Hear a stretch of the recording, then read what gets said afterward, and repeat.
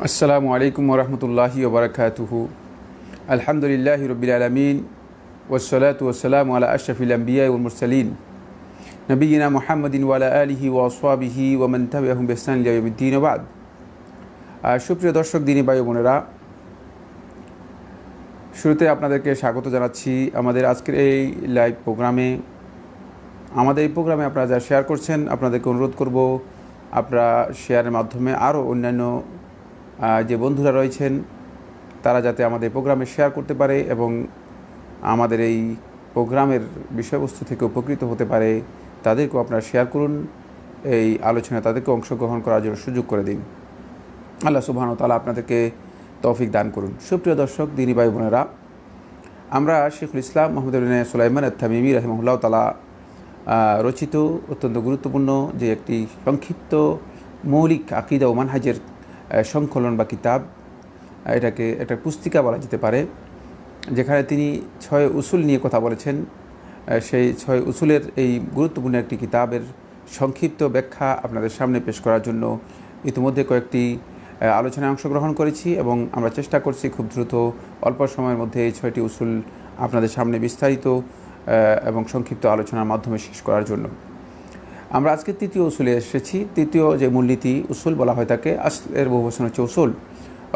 আসলের বহুবচন হচ্ছে উসুল। উসুলের অর্থ হচ্ছে মূলনীতি, মানে যার উপর ভিত্তি করা হয় থাকে, মানে মৌলিক যে ভিত্তি বা মৌলিক বিষয়কে উসুল বলা হয় থাকে।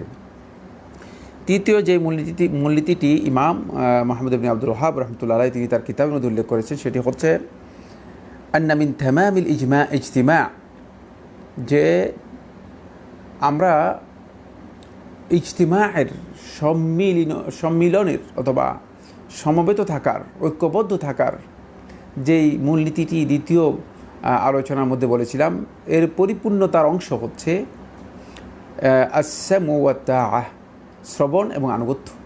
আস-সামউ, আপনি বক্তব্য শ্রবণ করাকে বলা হয় থাকে, ওয়া তাআহ, আনুগত্যকে বলা হয় থাকে। সামউ এবং তাআর অর্থ হচ্ছে মৌলিকভাবে কারো বক্তব্য শুনে তার বক্তব্য অনুসরণ করা, বিরোধিতা না করা, এটাকে আস-সামউ ওয়া তাআহ বলা হয় থাকে, শ্রবণ এবং আনুগত্য। যদি আমরা ঐক্যবদ্ধের কথা বলি, ঐক্যের কথা বলি, তাহলে ঐক্যের জন্য অপরিহার্য হচ্ছে আস-সামউ ওয়া তাআহ, শ্রবণ এবং আনুগত্য। আপনাকে অবশ্যই নির্দেশ শুনতে হবে, কথা শুনতে হবে, তারপরে সেই কথা মানতে হবে, অনুসরণ করতে হবে, আনুগত্য করতে হবে। আপনি কথাই শুনলেন না, আনুগত্যের প্রশ্নই আসে না। আর শুনলেন এরপরে আনুগত্য করলেন না, তাহলে এর মাধ্যমে আপনি উপকৃত হতে পারলেন না। এই জন্য দুটাই ইম্পর্টেন্ট, শুনতেও হবে, আনুগত্য করতে হবে।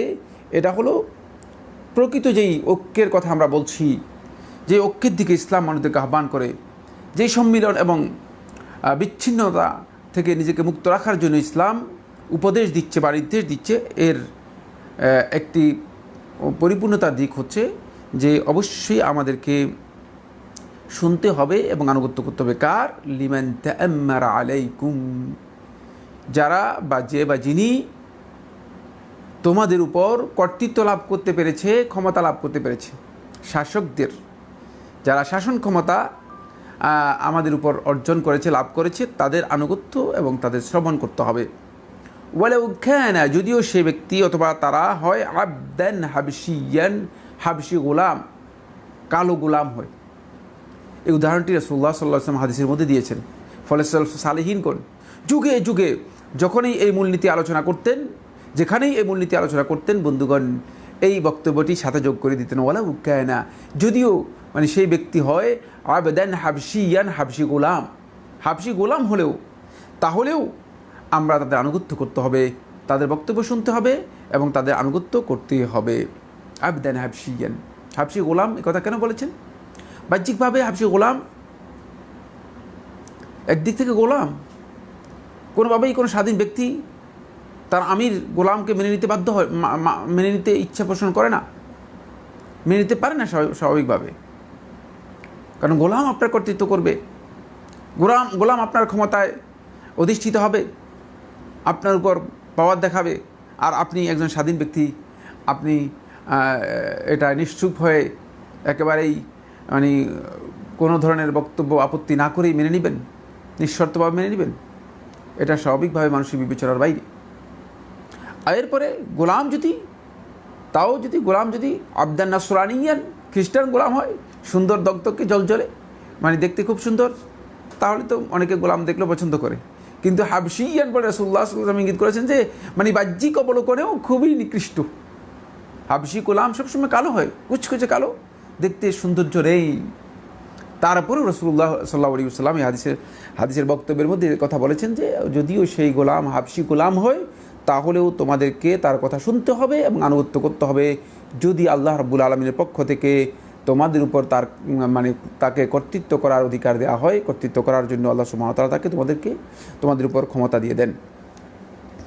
শেখ রাহিমাহুল্লাহ তাআলা বলেন, ফাবায়্যানাল্লাহু হাযা বায়ানান শাফিয়ান কাফিয়ান। এই বক্তব্যটি, এই আসলটি, এই মূলনীতিটি আল্লাহ সুবহানাহু ওয়া তাআলা বর্ণনা করে দিয়েছেন তার কিতাবের মধ্যে, অথবা রাসূলুল্লাহ সাল্লাল্লাহু আলাইহি ওয়াসাল্লাম হাদিসের মাধ্যমে বায়ানান শাফিয়ান, এমনভাবে বর্ণনা করেছেন যে এত স্পষ্ট করে বর্ণনা করেছেন যে শাফিয়ান, যাতে আমাদের জন্য সুস্থতা এবং আরোগ্য রয়েছে, কাফিয়ান, যাতে যথেষ্ট বর্ণনা করা হয়েছে, আর প্রয়োজন নেই, এত পরিপূর্ণ বর্ণনা করা হয়েছে, একেবারেই পরিপূর্ণ বর্ণনা করা হয়েছে। বে উজুহিন মিন আনওয়াইল বায়ান, বর্ণনার যতগুলো দিক আছে অনেকগুলো দিক এর মাধ্যমে আল্লাহ সুবহানাহু ওয়া তাআলা এই বিষয়টি বর্ণনা করেছেন। শারআন ওয়া কাদারান, এরপর বলতেছেন যে শারআন মানে শরঈ দিক থেকেও এই বিষয়টি আল্লাহ সুবহানাহু ওয়া তাআলা আমাদের উপর অপরিহার্য শরীয়তের বিধান হিসেবে আল্লাহ তাআলা আমাদের জন্য এই বিষয়ে নির্দেশনা দিয়েছেন এবং নির্দেশ দিয়েছেন। ওয়া কাদারান, হুকুমের দিক থেকেও সেটা হচ্ছে যে আল্লাহর পক্ষ থেকে এটি এমন একটি হুকুম যে অবধারিত বিষয়, এই বিষয়ে যাতে করে আমরা বুঝতে পারি, ফলে আল্লাহ সুবহানাহু ওয়া তাআলা তার কিছু নিদর্শনের মাধ্যমেও আমাদের কাছে এই বিষয়টি তুলে ধরেছেন স্পষ্ট করে যে এটি অপরিহার্য বিষয়। যদি এক্ষেত্রে তোমাদের ত্রুটি হয় অথবা কোনো না কোনো কারণে যদি এক্ষেত্রে তোমরা বিচ্যুতির মধ্যে দিকে চলে যাও, তাহলে তোমরা ক্ষতিগ্রস্ত হবে। যুগে যুগে এর প্রমাণ কোরআনে কারীম এবং রাসূলুল্লাহ সাল্লাল্লাহু আলাইহি ওয়াসাল্লামের হাদিসগুলো থেকে আমরা পেয়েছি এবং এর প্রমাণ রয়েছে।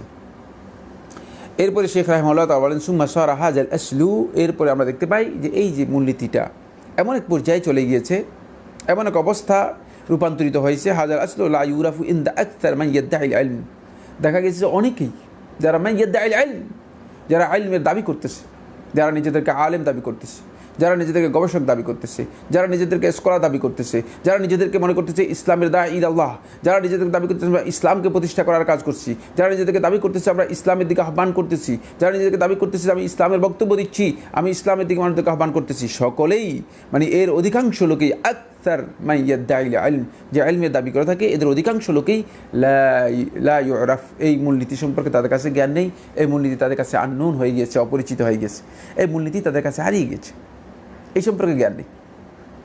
আপনি দেখতে পাবেন আজকে সকল স্কলারদের বক্তব্য দেখলে আপনি বুঝতে পারবেন যে তারা এই যে একটা মূলনীতি, এটি যে আহলুস সুন্নাত ওয়াল জামাতের সমস্ত উলামায়ে কেরামের ঐক্যমতে তাদের একটি মূলনীতি, এটা যে আহলুস সুন্নাত ওয়াল জামাতের অন্যতম যে সমস্ত মূলনীতিগুলো রয়েছে তার মধ্যে একটি, মানে এই বিষয় সম্পর্কে আমাদের অনেকেরই ধারণা নেই, অনেকেরই জ্ঞান নেই। অথচ আমরা নিজেরা মনে করতেছি যে আমরা মানে আইল এর অধিকারী, আমরা নিজেরা মনে করতেছি যে আমরা স্কলার, আমরা ইসলামের জ্ঞান রাখি। এরপরে শেখ রহমতুল্লাহ আলাইহি একটা প্রশ্ন আমাদের সামনে, গোটা জাতির সামনে রেখে দিয়েছে, ফাকাইফাল আমালু বিহ, সুতরাং এর মাধ্যমে আমল করার প্রশ্নই আসে না।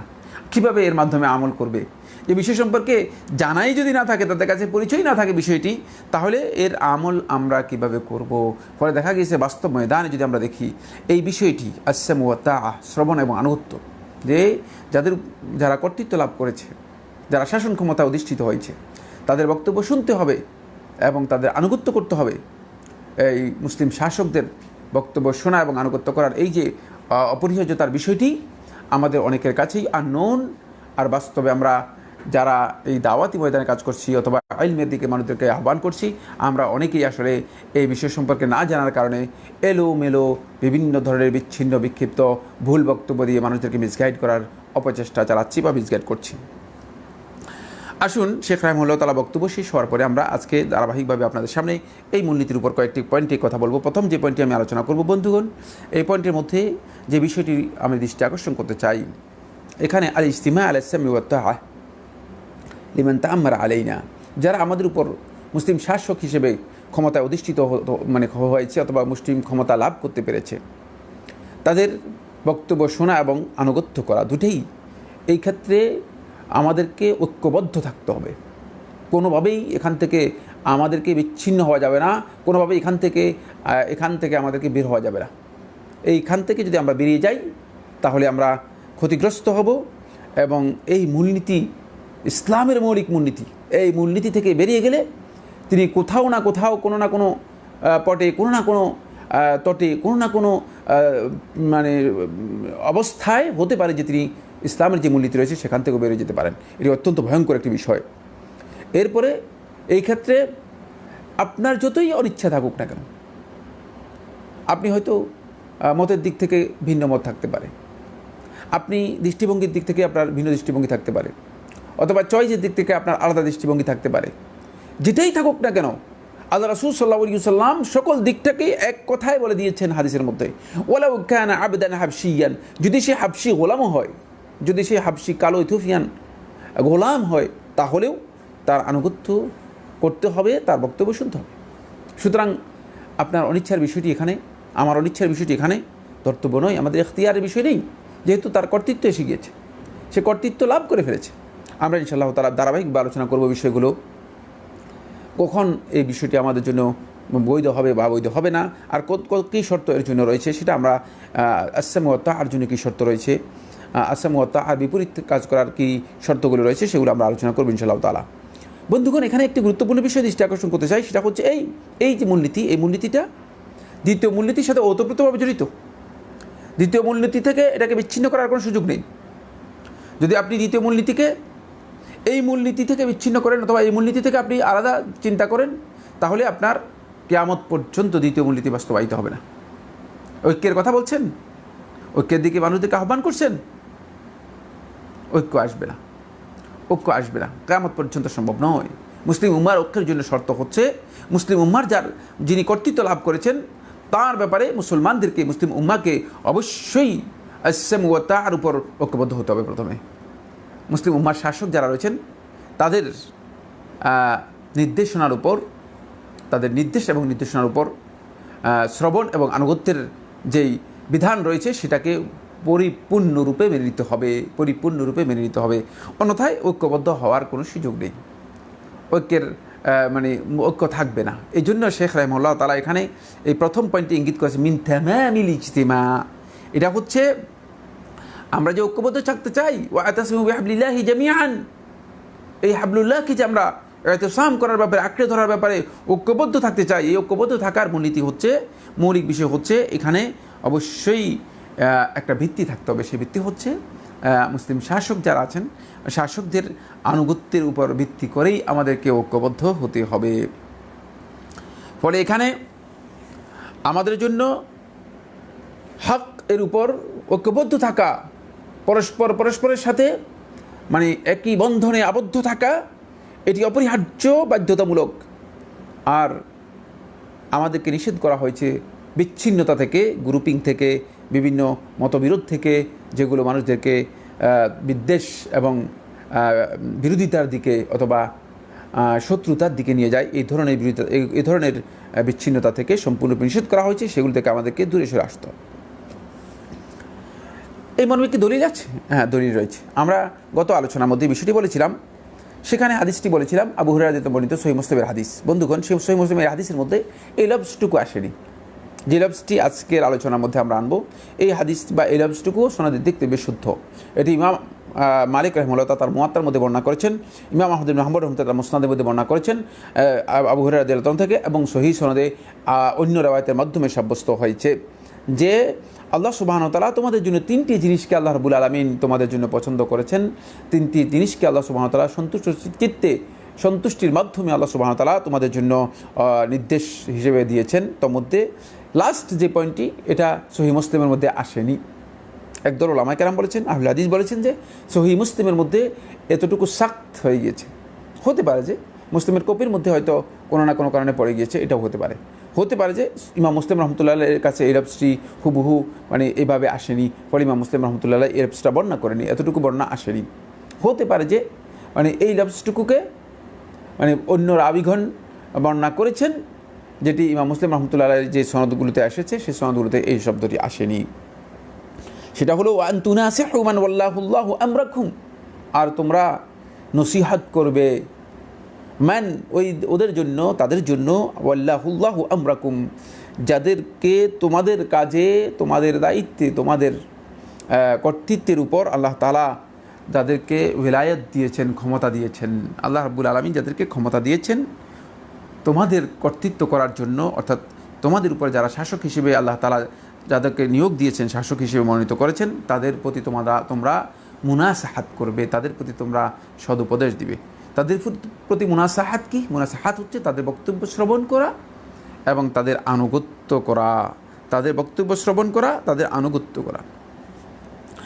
আমার বন্ধুগণ, সুতরাং আমরা যদি তাদের বক্তব্য শ্রবণ না করে, তাদের বক্তব্যের আনুগত্য না করি, তাহলে আমরা সত্যিকার ওলাতুল আমর যারা শাসক রয়েছে মুসলিমদের, লিল মুসলিমিন, তাদের আমরা সত্যিকার আনুগত্য থেকে বেরিয়ে যাব, আনুগত্য করতে পারবো না। এই জন্য তাদের প্রতি আমাদের যে নসিহতের কথা, সেই নসিহতের কথা রাসূলুল্লাহ সাল্লাল্লাহু আলাইহি ওয়াসাল্লাম বারবার বিভিন্ন হাদিসের মধ্যে উল্লেখ করেছেন। আমরা সামনে আরও কিছু বক্তব্য আপনাদের সামনে ইনশাআল্লাহ তাআলা নিয়ে আসব। দ্বিতীয় যে বক্তব্যটি আমি কথা বলছিলাম বন্ধুগণ, সেটা হচ্ছে এখানে আরেকটি পয়েন্ট খুব গুরুত্ব দিয়ে বুঝতে হবে। সেটা হলো, আমরা যে বক্তব্যটি আলোচনা করছি উজুবুস সামি ওয়াত তাআ লি উলাতিল আমর অথবা লি উলাতি আল আমরি লিল মুসলিমিন, মুসলিম শাসকদের আনুগত্য এবং তাদের বক্তব্য শ্রবণ এবং আনুগত্য করার যে অপরিহার্যতার বিষয়টি, এটি শর্ত হচ্ছে ফি গায়রি মাসিয়াতিল্লাহ, আল্লাহ রাব্বুল আলামিনের অবাধ্যতায় হতে পারবে না। আল্লাহ রাব্বুল আলামিনের অবাধ্যতার বাইরে যদি হয়, আনুগত্যের মধ্যে হলে এই আনুগত্য জায়েজ। কিন্তু আল্লাহ সুবহানাহু ওয়া তাআলার আনুগত্যের বাইরে গিয়ে, আল্লাহ রাব্বুল আলামিনের বিধানের বাইরে গিয়ে তাদের আনুগত্য, তাদের বক্তব্য শোনা, এটি জায়েজ নেই। তারা আপনাকে হারাম কাজ করতে বলবে, তারা আপনাকে কুফরি কাজের জন্য বলবে, তারা আপনাকে শিরকি কাজ করার জন্য বলবে, খবরদার, এক্ষেত্রে কোনো আনুগত্য নেই।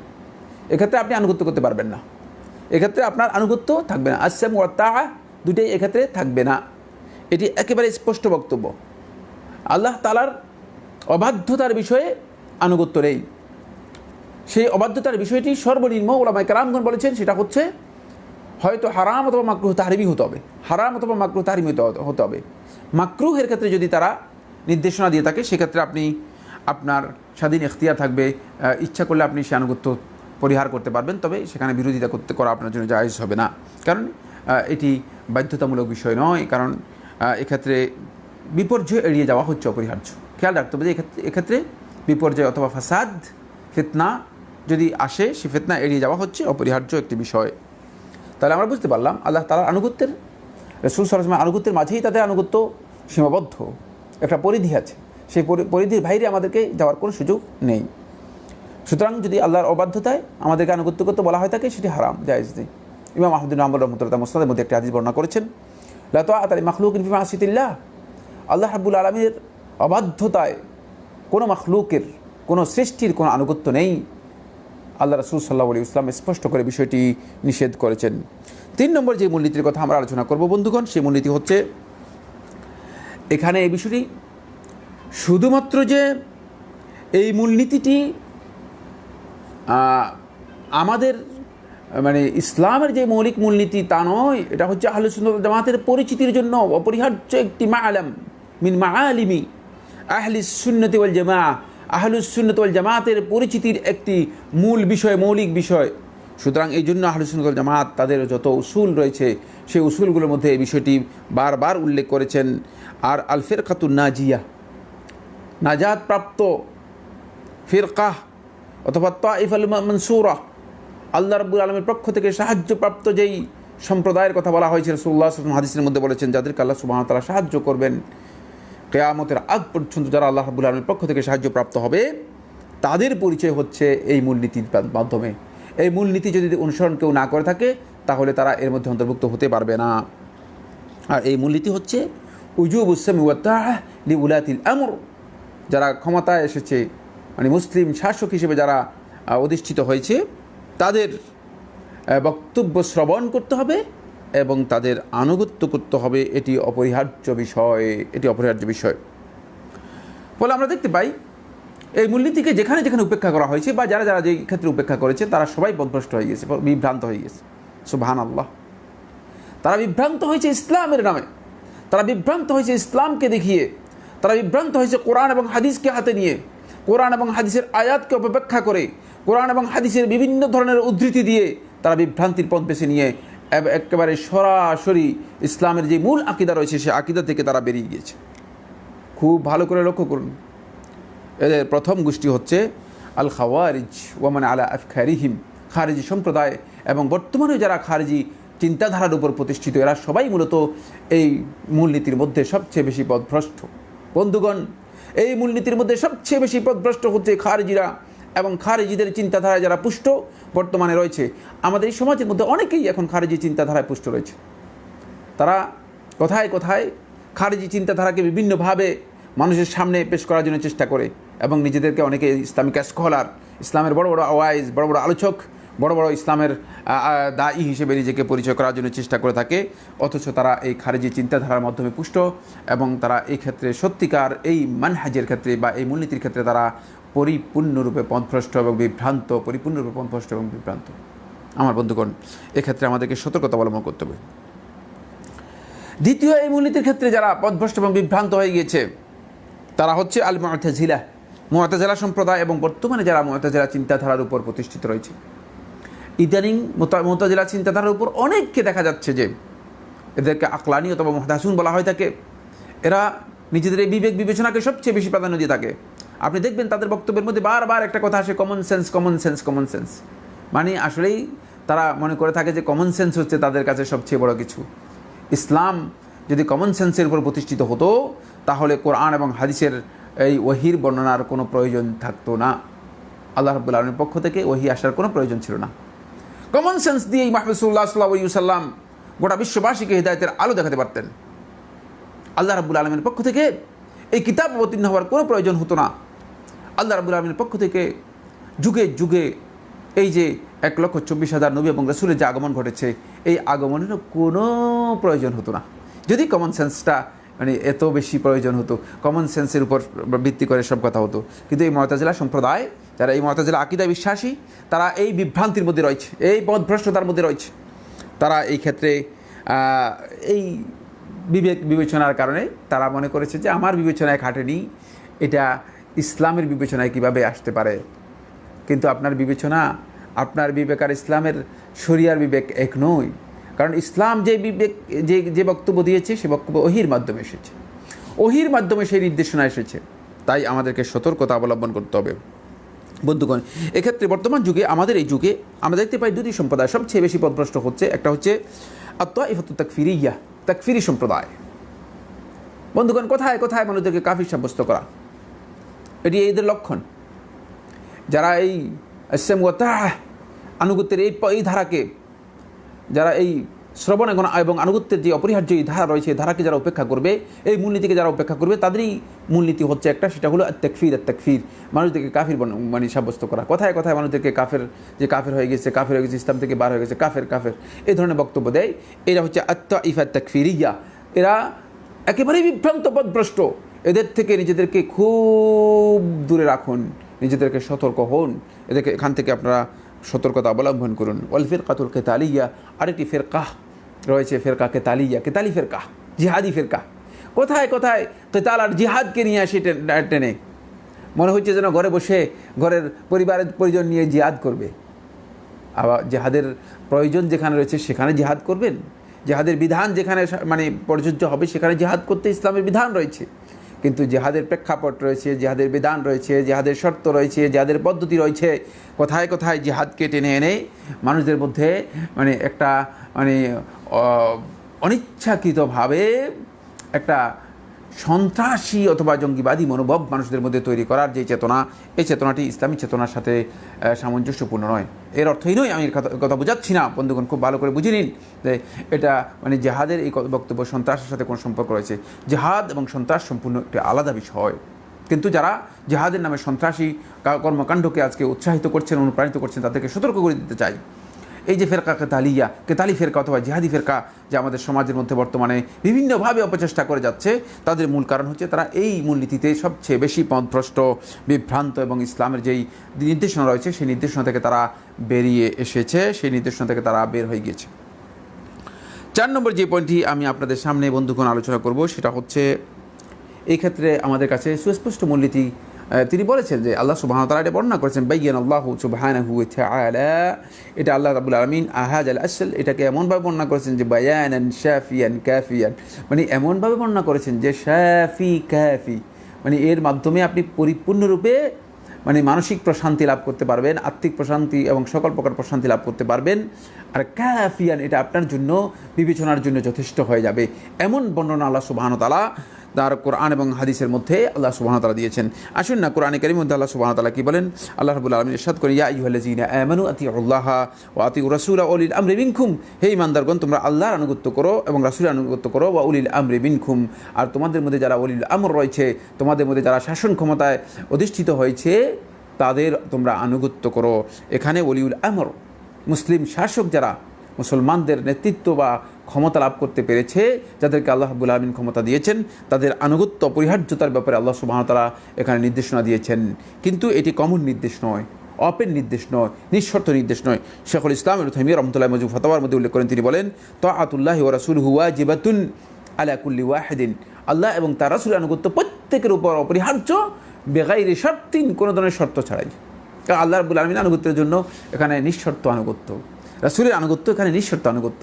রাসূলের আনুগত্যের ব্যাপারে যদি আপনার কাছে সুস্পষ্ট নস, সুস্পষ্ট যদি নকল সহি পাওয়া যায়, মানে সহি বর্ণনা যদি আপনার কাছে আসে, তাহলে আপনি আল্লাহ রাসূলের আনুগত্যের ব্যাপারে বাধ্য।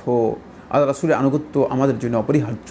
এই আনুগত্য থেকে বের হয়ে যাওয়া কুফরি, খেয়াল রাখতে হবে, আনুগত্য থেকে বের হয়ে যাওয়া কুফরি। ওয়া তাআতু ওয়ালাতিল আমরি ওয়াজিবাতুন লিআমরিল্লাহি বিতাআতিহিম। তারপরে শেখুল ইসলাম ইবনে তাইমিয়া রাহমাতুল্লাহ বলেন যে তাআতু ওয়ালাতিল আমরি, আর শাসকদের আনুগত্যের বিষয়টি ওয়াজিবাতুন, ওয়াজিব বাধ্যতামূলক, অপরিহার্য, লিআমরিল্লাহি, কেন?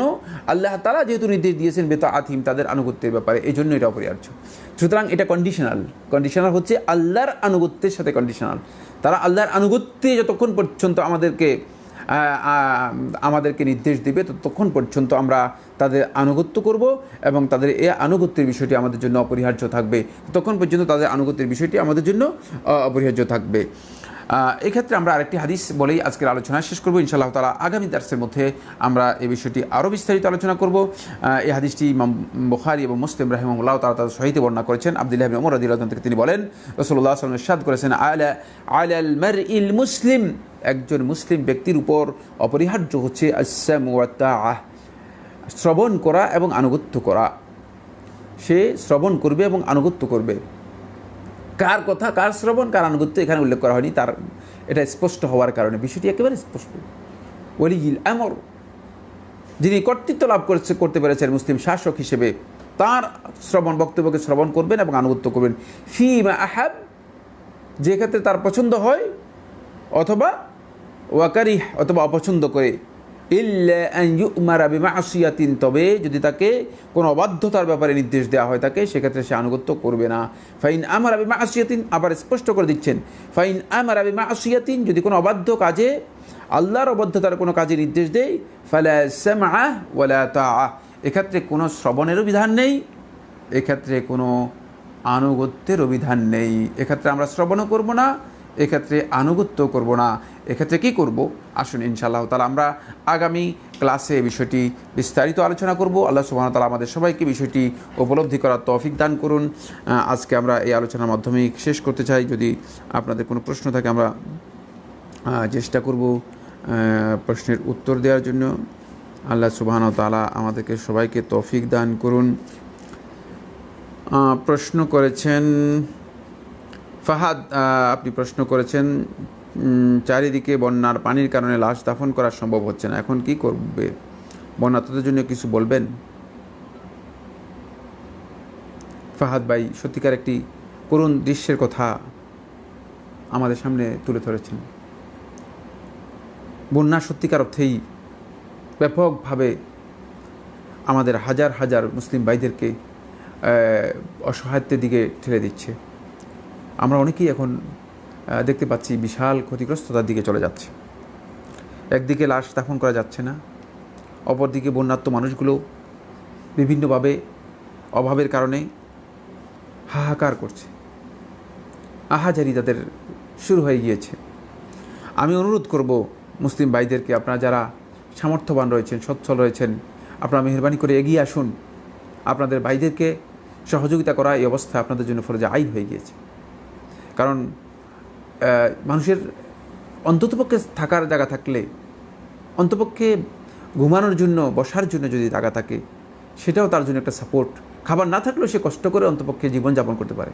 কিন্তু যদি থাকার বসার জায়গা পর্যন্ত না থাকে, সেক্ষেত্রে খাবারও নাই, থাকারও জায়গা নেই, বসারও জায়গা নেই, ঘুমানোর জায়গা নেই। এই ধরনের মানুষগুলো কত অসহায়, এই ধরনের মানুষগুলো কতই না ক্ষতিগ্রস্ত, কতই না দুস্থ। এদের সাথে আমার বন্ধুগণ আমাদেরকে একাত্মতা ঘোষণা করে তাদের এই দুঃখে, এই বিপদে আমাদেরকে এগিয়ে যাওয়ার জন্য সর্বোচ্চ চেষ্টা করতে হবে। এবং বিভিন্ন আমি সামাজিক যে প্রতিষ্ঠানগুলো রয়েছে, সকল প্রতিষ্ঠানকে আমি অনুরোধ করব, অত্যন্ত বিনয়ের সাথে অনুরোধ করতে চাই যে আপনারা এগিয়ে আসুন, তাদের সাহায্য সহযোগিতা করুন। এক্ষেত্রে মানবিক অবস্থা, মানবিক বিপর্যয় যেভাবে নেমে এসেছে, এই মানবিক বিপর্যয়ের মধ্যে আমি মনে করে থাকি যে মুসলমানগণ আমরা পরস্পরের হাতকে শক্তিশালী করে সহযোগিতা করব। আমাদের জন্য অপরিহার্য হচ্ছে এই ক্ষেত্রে সহযোগিতা করা। বন্ধুগণ, সামনে ঈদুল আজহা আমাদের সামনে সমাগত, উপস্থিত। একদিকে অত্যন্ত মুবারক সময় যাচ্ছে, জিলহজ মাসের প্রথম 10 দিন, অত্যন্ত ফজিলতপূর্ণ 10টি দিন। তাই এর মধ্যে মানুষগুলো এত বিপদগ্রস্ত, আমরা যথাসম্ভব চেষ্টা করি আমাদের সামর্থ্য নিয়ে তাদেরকে সহযোগিতা করার জন্য। আল্লাহ সুবহানাহু ওয়া তাআলা আমাদের সবাইকে তৌফিক দান করুন। আলিফ শেখ জনক মুফতি বলেছেন, রাসূল সাল্লাল্লাহু আলাইহি ওয়াসাল্লাম এ দরুদ পাঠ করা বিদআত। বলেছেন সাল্লাল্লাহু আলাইহি ওয়াসাল্লাম এই দরুদ পাঠ করা বিদআত। এই দরুদ সাহাবী তাবী যুগে ছিল না, পরবর্তীতে মুহাদ্দিসগণ দরুদ রাসূল নামের সাথে দিয়েছে। এই বক্তব্য কি ঠিক? না, এই যে মিথ্যা কথা বলেছেন, যদি কোনো মুফতি সাহেব বলে থাকেন তিনি এটা ভুল বলেছেন। সাল্লাল্লাহু আলাইহি ওয়াসাল্লাম এই দরুদ সাহাবায়ে কেরামদের বক্তব্যের মাধ্যমে সাব্যস্ত হয়েছে। সাহাবীদের সময় ছিল, সাহাবায়ে কেরামগণ সাল্লাল্লাহু আলাইহি ওয়াসাল্লাম এটি বলতেন। আহলে হাদিসগণ কোনো বক্তব্য বিদআত হলে আহলে হাদিসগণ জীবনে কোনোদিন গ্রহণ করতেন না। এটি আহলে হাদিসগণের কোনো অবস্থাতেই হাদিসের বক্তব্যের মধ্যে আসতো না। হাদিসের বক্তব্য থেকে স্পষ্ট হয়েছে সাহাবায়ে কেরামগণ এই বক্তব্য দিচ্ছেন, সামিআতু রাসূলুল্লাহ সাল্লাল্লাহু আলাইহি ওয়াসাল্লাম, একেবারে এই বক্তব্য এসেছে। যদি সাল্লাল্লাহু আলাইহি ওয়াসাল্লাম যেখানে আসে নাই, সেখানে সাহাবায়ে কেরামগণ এই বক্তব্য দিতেন না। তৌকির আপনি প্রশ্ন করেছেন, রাষ্ট্রনেতারা অনেক গুনাহ জড়িত, আবার জুলুমও করে, তাদের এই জুলুম নির্যাতনের বিরুদ্ধে কী অবস্থান থাকবে? আরও বিশ্বে এখন আমরা দেখতে পাচ্ছি অনেক হারামের অনুমোদন দেওয়া হচ্ছে, সেই সকল শাসকদের আনুগত্য কীভাবে হবে? আমরা আনুগত্যের বিষয়টি আরও বিস্তারিত আলোচনা করলে আপনাদের কাছে স্পষ্ট হয়ে যাবে। যেখানে আপনার প্রকাশ্য হারাম বিষয় রয়েছে, সেখানে আপনি আনুগত্য করতে বাধ্য নন, কিন্তু সেক্ষেত্রে আপনার অবস্থান কী হবে সেই বিষয়টি আমরা ইনশাআল্লাহ তাআলা আগামী আলোচনার মধ্যে স্পষ্ট করব। কারণ প্রকাশ্য হারাম বিষয়ে কোনোভাবেই কোনো রাষ্ট্র প্রধান অথবা রাষ্ট্রনেতা যারা রয়েছে তাদের আনুগত্য করার বিধান আল্লাহ রাসূল সাল্লাল্লাহু আলাইহি ওয়াসাল্লাম আমাদেরকে দেননি, অথবা ইসলাম আমাদেরকে নির্দেশনা দেয়নি।